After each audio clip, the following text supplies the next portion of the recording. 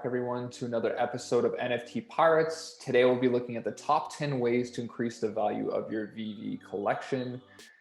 I'm not affiliated with Veve in any way, and this is not financial advice in any form.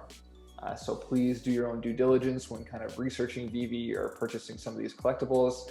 This is just my own opinions and advice on what I've kind of learned from Yu-Gi-Oh! And Pokemon collecting. So I just wanted to share that with everybody and hope that you're able to get some value from this.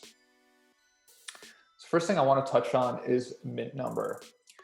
So when looking at purchasing, you got to really think about, if this mint number has symbolism in any shape or form. So for instance, if you're lucky enough to get the 1939 Batman number, then obviously that's symbolic of the year it was created. But you could also think about things like if you got a 1974 edition, well, maybe that's somebody's birthday. So just, really think about the symbolism.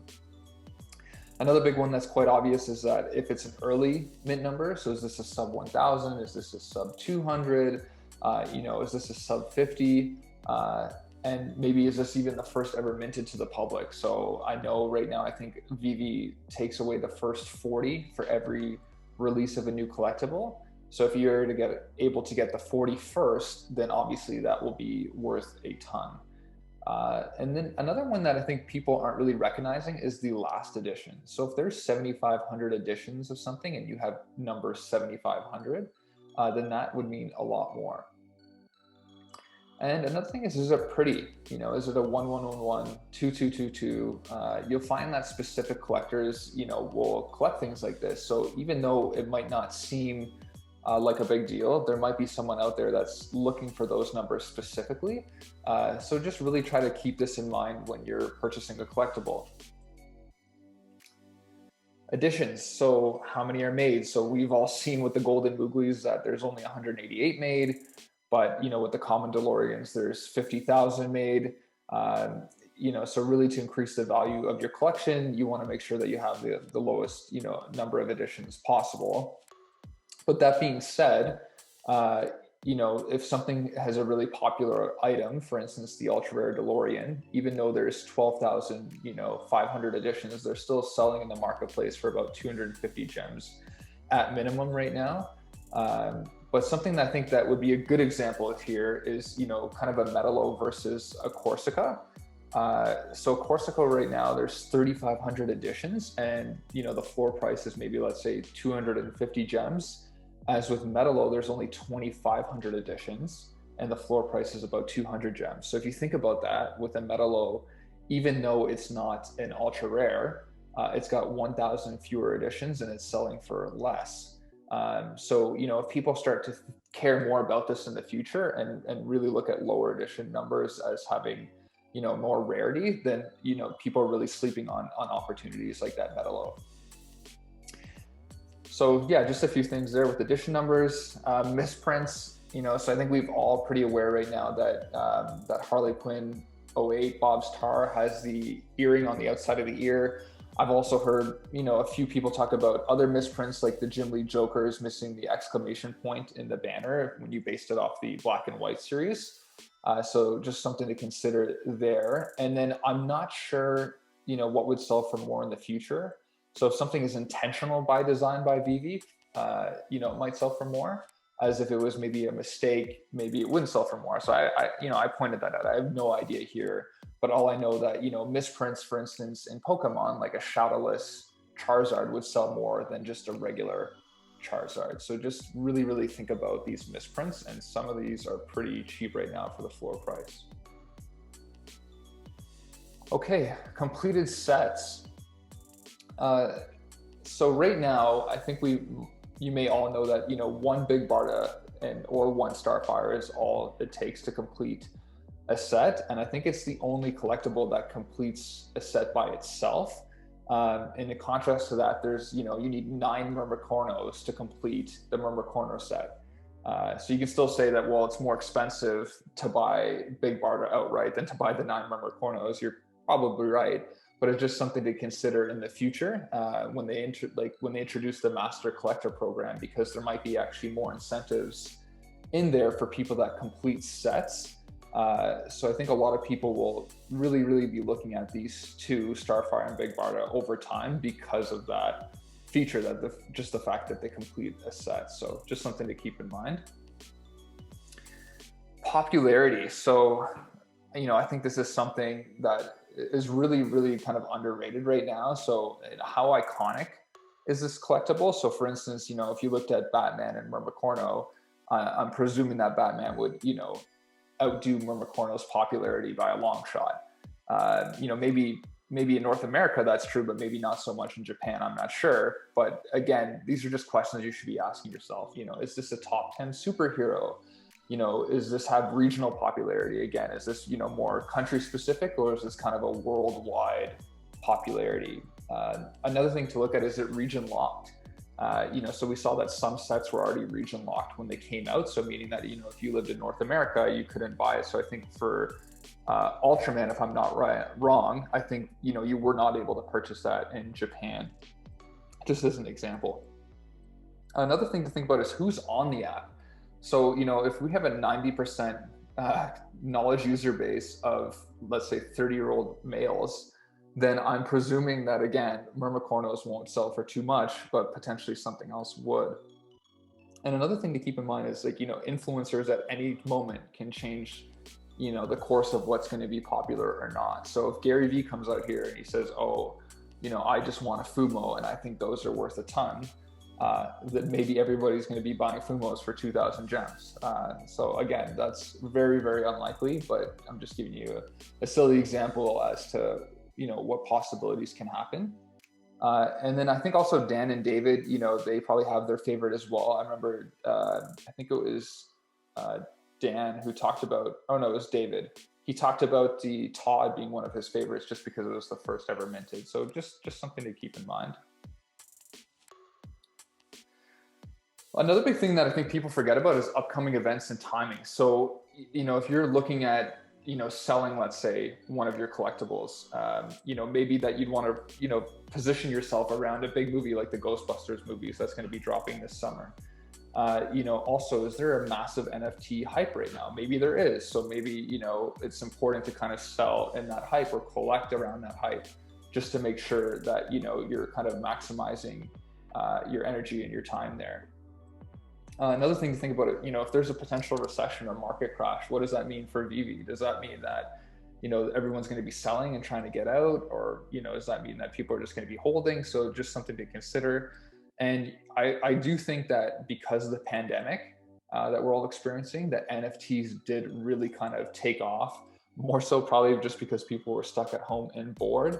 But, maybe when the pandemic starts to clear, they won't be as popular, or maybe now, because everyone's so hyped up about them, that they're here to stay for the long run. So again, these are just all things that should be, going around your mind.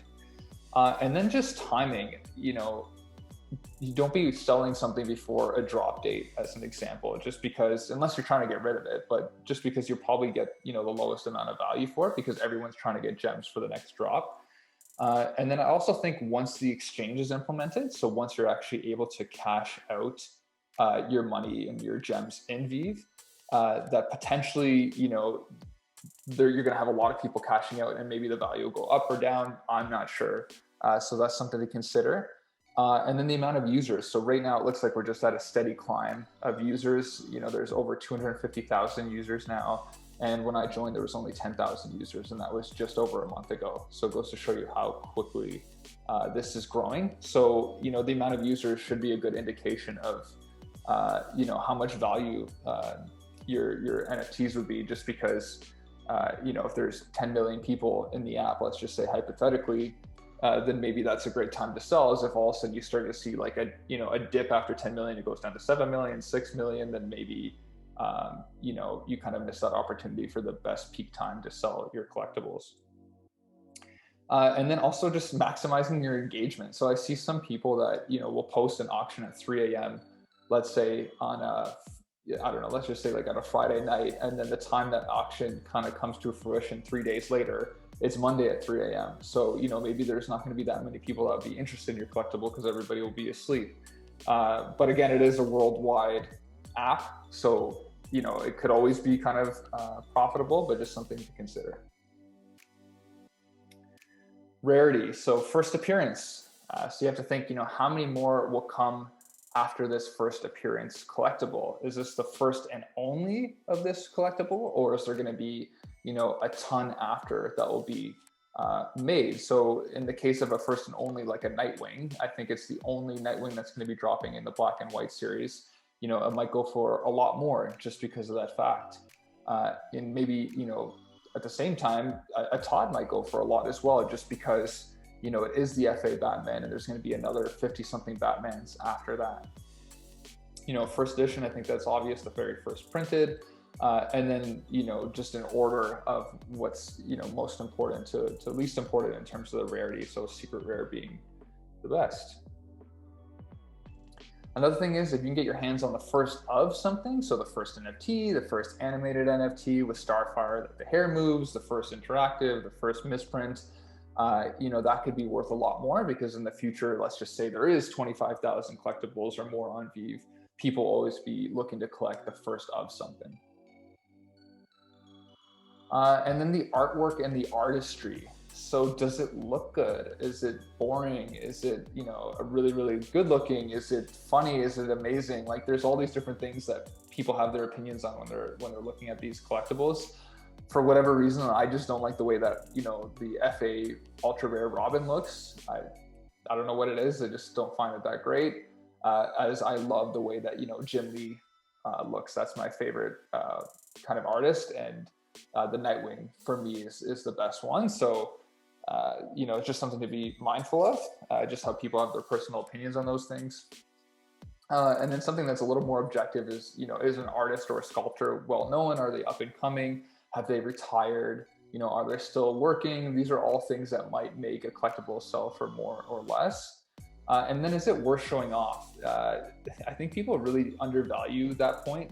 Is this something that you want to have on your profile, that you want the Veve community to see? Or is this something that, you're just buying it and you're going to hide it back in your collection, right? So I think that, things that people really like will be showed off more. The last thing I'm going to mention is just specific collecting. So, if you make your collection around certain numbers, let's say 2020, and let's just say there's over 70 something, collectibles on Veve, and you have every number 2020, then, that's pretty incredible. And I think a lot of people would be kind of after you to get those numbers and be paying a lot for it, especially if there's another competitor that wants to start collecting the same number as you. And this is, again, another simple fact, but if you're like, let's say, own 2 to 3% of the entire market share of one certain collectible, then obviously, you control, well, not control, I shouldn't say that, because that's definitely illegal, but you have, a bigger part of that market share, meaning that, you could probably sell it at a pretty good price. Certain mints. So, if you only want to collect things that are 750 or less, it makes your collectibles more rare. Certain artists, if you only want to collect Jim Lee, let's say, then maybe you're just after Jokers and Nightwings. And there's a tons of different ways here to look at specific collecting. So, so just some advice that I thought I'd share with all of you. So if you like this video, please subscribe, give this a thumbs up, and I'll be providing, more videos every 2 to 3 days, just like really reviewing some of the best Veve collectibles and giving advice as to what to buy. So again, this is not financial advice. I just wanted to really kind of share some of the things that I've learned in my past and give that value to all of you. Okay.